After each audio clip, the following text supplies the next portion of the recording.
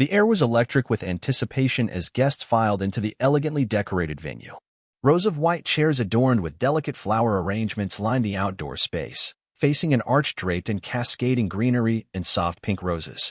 It was the kind of perfect summer day that wedding planners dream about, not too hot, with just enough cloud cover to diffuse the sunlight into a photographer's golden hour all day long. This was the backdrop for Alex and James's wedding, a celebration years in the making, and one that two particular attendees would never forget, though for reasons neither could have anticipated.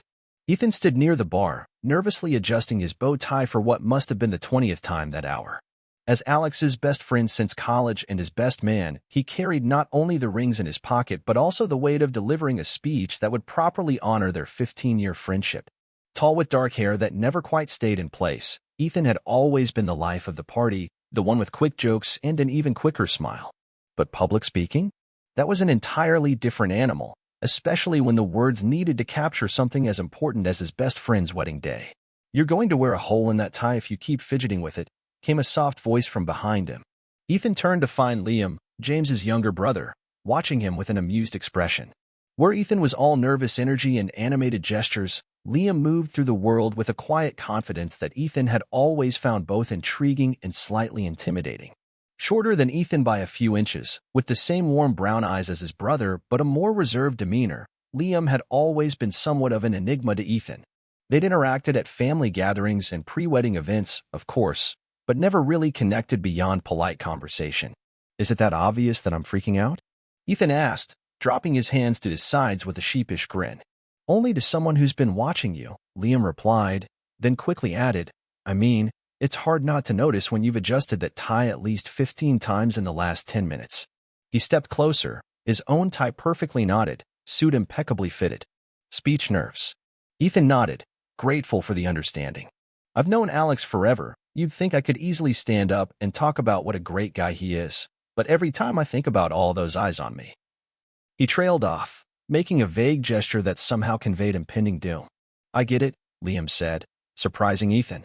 "Everyone thinks because I'm quiet, I must be comfortable with myself, but put me in front of a crowd and I practically forget my own name." He smiled, a genuine expression that transformed his usually serious face. "Want to run through it with me? We've got some time before the ceremony starts." This wedding wasn't just another social obligation for either of them.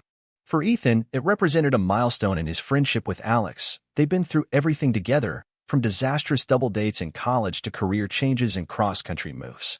Being chosen as best man was an honor he took seriously, perhaps too seriously given his current state of anxiety. For Liam, this wedding symbolized a shift in his family dynamic.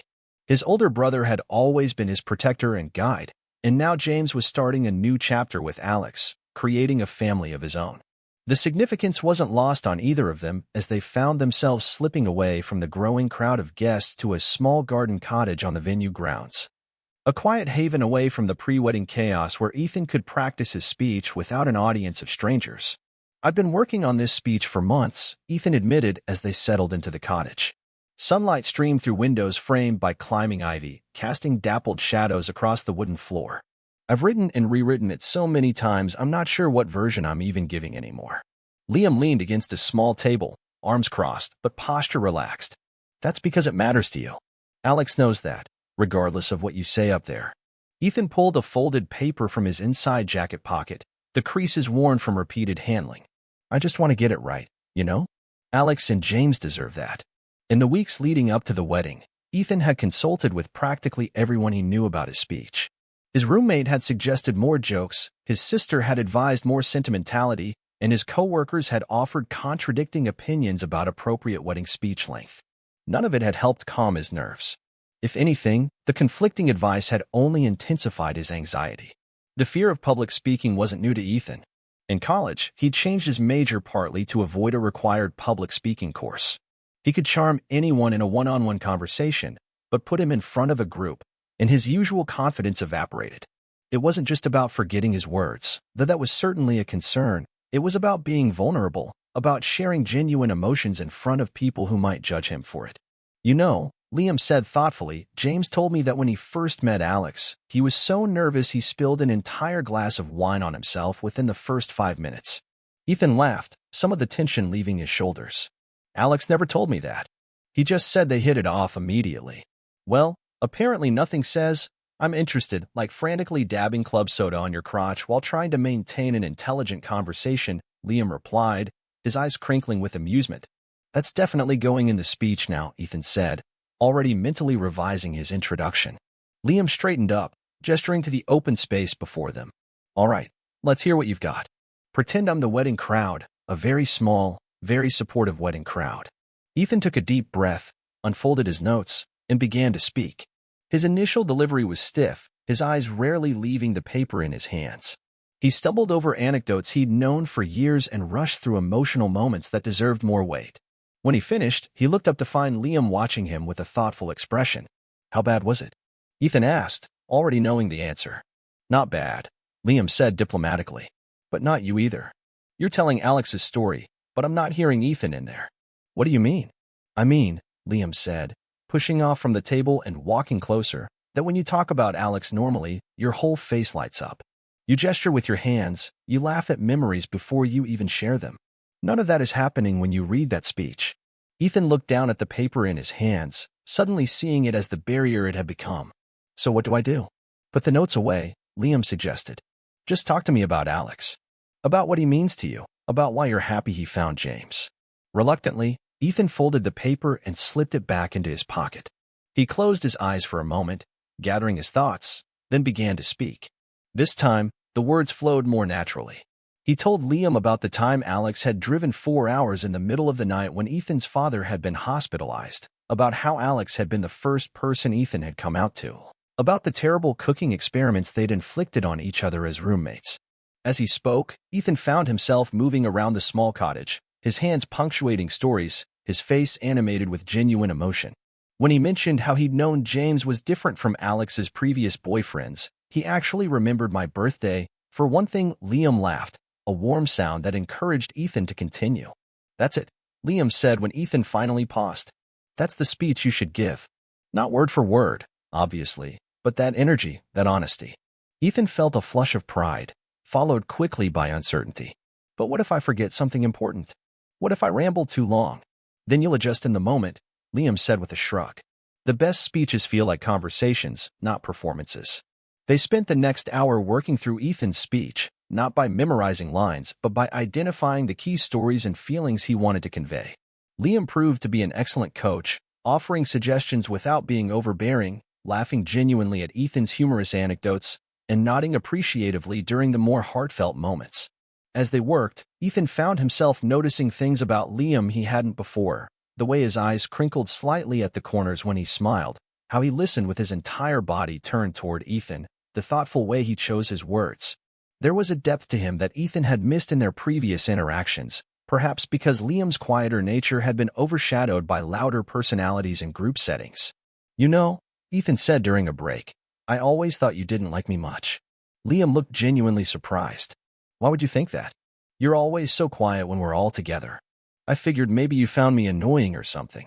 Ethan tried to make it sound casual, but there was a vulnerability in the admission. It's not that at all, Liam said, his voice softer than before. I'm just not great in groups. Too many conversations happening at once, too much pressure to be on. One-on-one is more my speed. He met Ethan's eyes. And for the record, I've always thought you were interesting. Maybe a little intimidating with how easily you talk to everyone, but definitely not annoying. The wedding day was unfolding in a whirlwind of activity around them. In the main venue, florists were making final adjustments to centerpieces, the catering staff was setting up the reception area, and guests were beginning to arrive in greater numbers. The wedding coordinator was probably looking for both of them by now, but in their secluded cottage, time seemed to move at its own pace. We should probably head back soon, Ethan said, though he made no move toward the door. I'm sure they need us for photos or something. Probably, Liam agreed, equally stationary. But let's run through it one more time. From the top. Ethan nodded, took a centering breath, and began again. This time, he spoke with even more confidence, the words flowing naturally as he painted a picture of his friendship with Alex and his happiness at seeing him find love with James. When he reached the conclusion, expressing his heartfelt wishes for the couple's future, he was surprised to see Liam quickly wipe at his eyes. Too sappy? Ethan asked, suddenly concerned. Liam shook his head. No, it's perfect. It's just, he paused, seeming to search for the right words. It's nice to hear someone talk about my brother that way, to know that other people see how special he is too. There was something in Liam's expression, a mixture of pride and perhaps a touch of melancholy, that made Ethan want to know more. You two are close, aren't you? We are now, Liam said. It wasn't always easy. There's a 6-year gap between us, and when I was younger, that felt like a lifetime.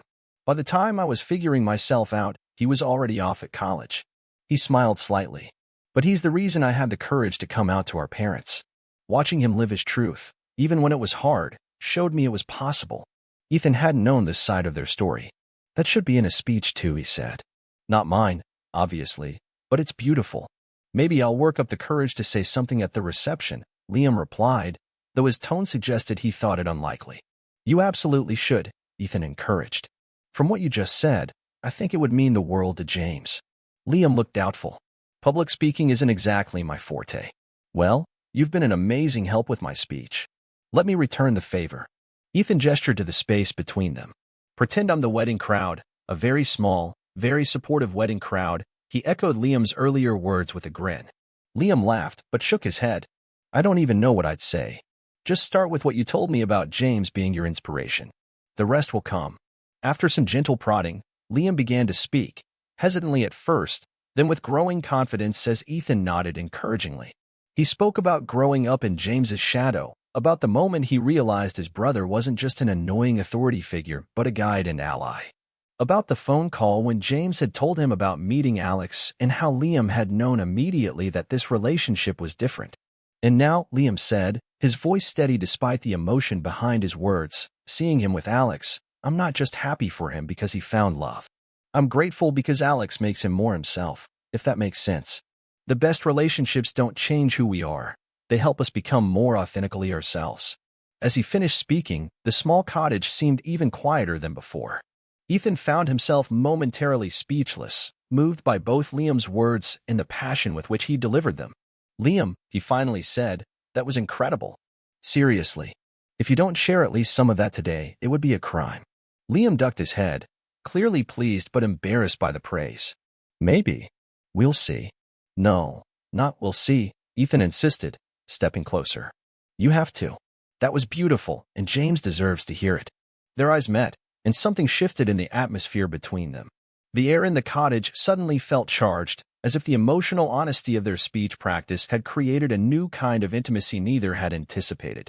You know, Ethan said, his voice slightly lower than before, for someone who claims to be bad at public speaking, you're remarkably good with words. Only with the right audience, apparently, Liam replied, holding Ethan's gaze. Ethan became acutely aware of how close they were standing, of the way sunlight caught in Liam's hair, of how the formal wedding attire suited him perfectly. He was also aware that he should probably step back, that this sudden awareness of Liam as more than just his best friend's soon-to-be brother-in-law was complicated and possibly inappropriate timing. Instead, he found himself saying, I think we've both been missing out by not talking more before now. I think you might be right, Liam agreed, his voice equally soft. The moment stretched between them, full of possibility. Then Ethan's phone buzzed loudly in his pocket, shattering the tension.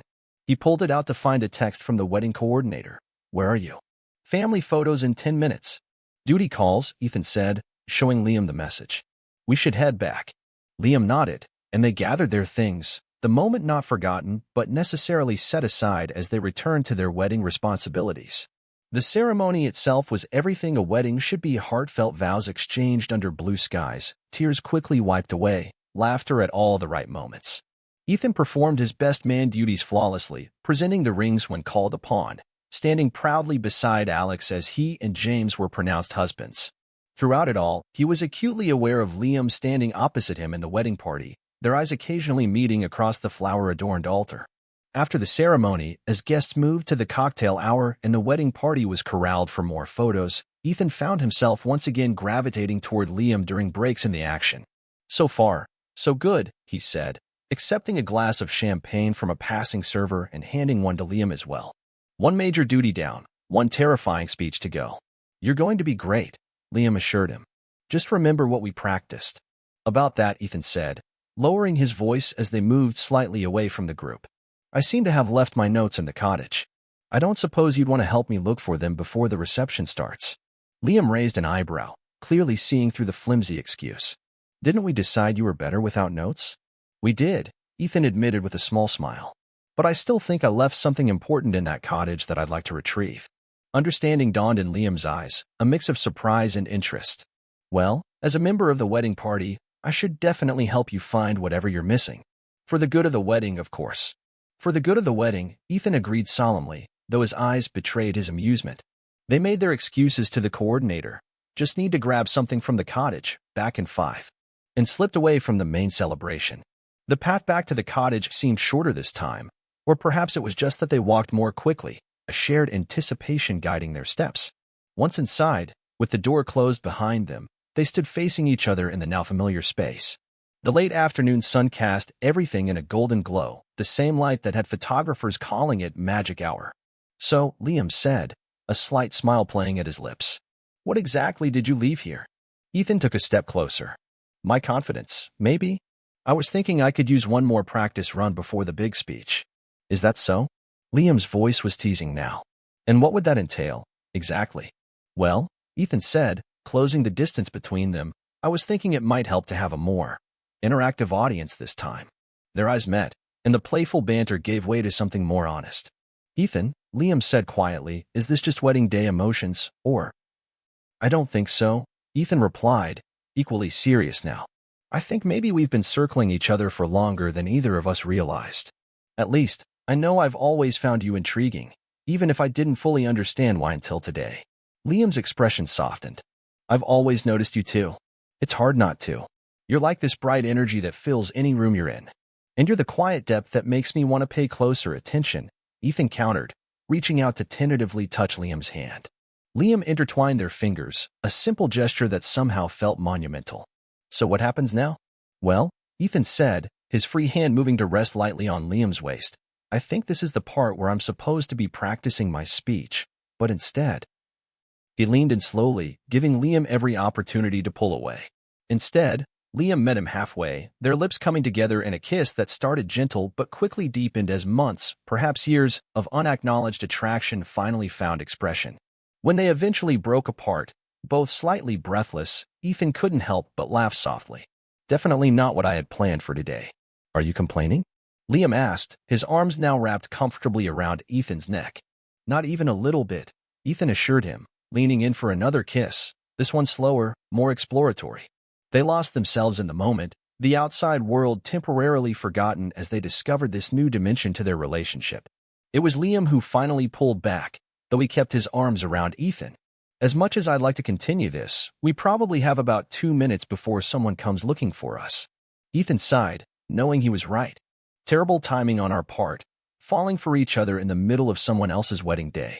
I don't know, Liam mused, straightening Ethan's slightly askew bow tie. Seems pretty on-brand for a wedding, love in the air, and all that. True, Ethan conceded. But it does leave us with some logistical challenges. Like how I'm going to focus on giving a coherent best man speech when all I can think about is kissing you again. Liam laughed, the sound warm and inviting. Just look at me if you get nervous. I'll be your one-person supportive audience, remember? That might make me more nervous, not less, Ethan admitted, stealing one more quick kiss before reluctantly stepping back. But I'll take all the support I can get. They made their way back to the reception, arriving just as guests were being seated for dinner. If anyone noticed their slightly rumpled appearance or the new energy between them, no one commented on it. They separated to their assigned seats at the head table, Ethan beside Alex and Liam beside James, with the newlyweds in the center. Throughout dinner, they exchanged glances across the table, small smiles and private looks that went unnoticed amid the general celebration. When it came time for speeches, Ethan stood, champagne glass in hand, feeling a different kind of nervousness than before, not fear of public speaking, but the exhilarating uncertainty of new beginnings. He caught Liam's eye one last time, received an encouraging nod, and began to speak. The words flowed naturally, just as they had during practice, but with an added layer of emotion as Ethan spoke about love finding people when they least expected it. If some of his sentiments seemed to have a double meaning, if his gaze occasionally drifted to Liam while speaking about the surprising ways love could change a person's life, well, that was just part of the magic of the day.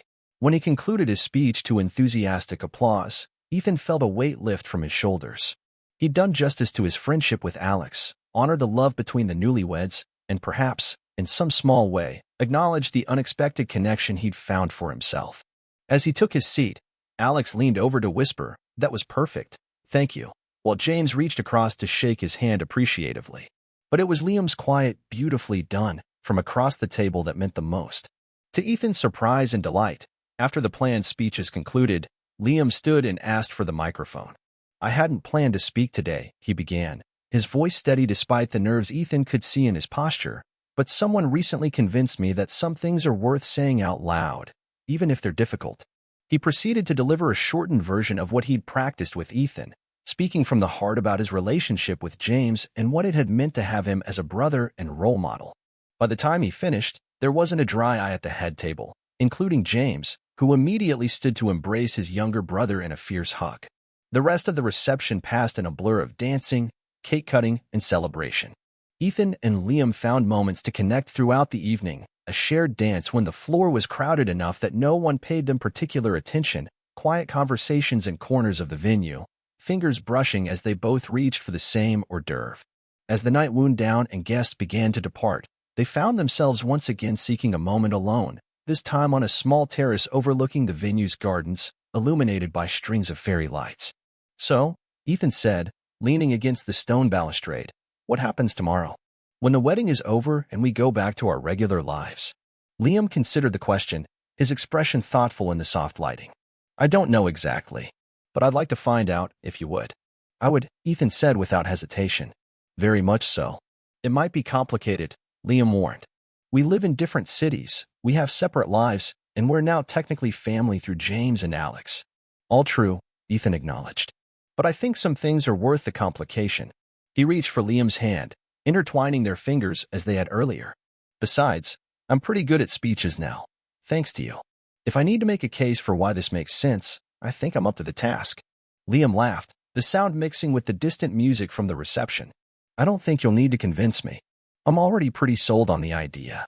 They stood together in comfortable silence for a moment, watching the lights twinkle in the gardens below, the sounds of celebration creating a perfect backdrop for this new beginning. "You know," Ethan said finally, "when I was stressing about my speech, about everything going perfectly today, I never imagined the day would end like this. With you forgetting your speech and us ending up kissing in a cottage?" Liam teased. "Exactly that," Ethan laughed. "But I'm not complaining." "Neither am I," Liam said softly, leaning in to kiss him again, a promise of more to come. As weddings go, it had been perfect, not just for the couple being celebrated, but for two unexpected participants who had arrived as relative strangers and would leave with their lives intertwined in ways neither could have predicted. And if anyone had asked Ethan later what he remembered most about that day, he might mention the beautiful ceremony or the touching vows. But what he would hold closest was the memory of a small cottage filled with sunlight, where a forgotten speech had led to the most important discovery of all. In the years to come, whenever they would tell the story of how they met, Ethan would always say with a laugh, "It all started when I forgot my best man speech," and Liam would correct him gently, "You didn't forget it. You just found something better instead." And they would both agree that sometimes the most meaningful moments happen when plans go awry, when speeches are forgotten, and when practice leads to something far more significant than mere words could ever express. Total_char_count, 18,872.